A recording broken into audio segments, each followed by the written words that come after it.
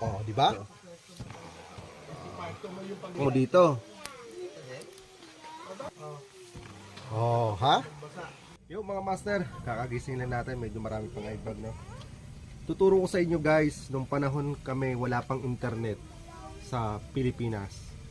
Ito yung kadalasang nilalaro namin. Napakasaya nung panahon na yun. Imagine, ito, bunga to ng tibig. Yan. Tibig ba to o tigib? Sa amin, ang tawag nito sa Bicol is Toyokay. Ewan ko dyan sa probinsya ninyo kung anong tawag dito. Toyokay ito. So ngayon, ang ginagawa namin dito, hindi namin to kinakain. Kasi yung kadalasan nakikita ko dito sa mga vlog is kinakain. No? Sa amin, ito ay laro. Ito, papakita ko sa inyo kung paano to nilalaro. No? Lapit. So yung isa nito mga master, yan. Tapos yung ulo ng tingting, itutusok lang natin dito. Di ba alam nyo yung Beyblade? Umuso ng panahon yung Beyblade.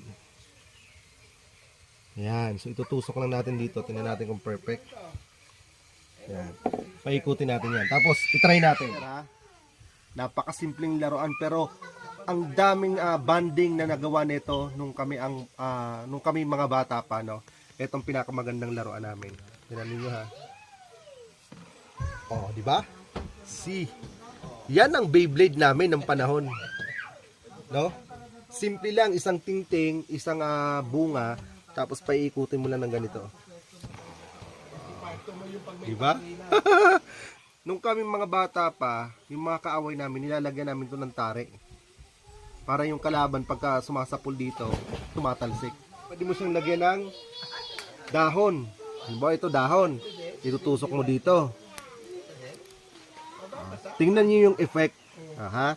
Paikutin natin ha. May dahon na siya. Oh, ha?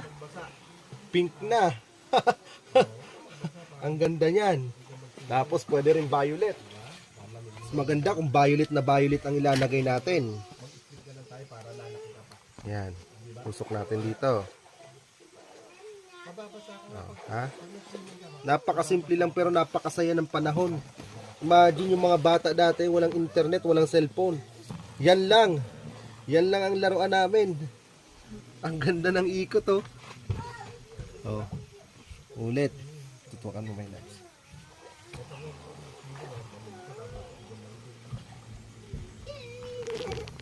Ganyan na ganyan.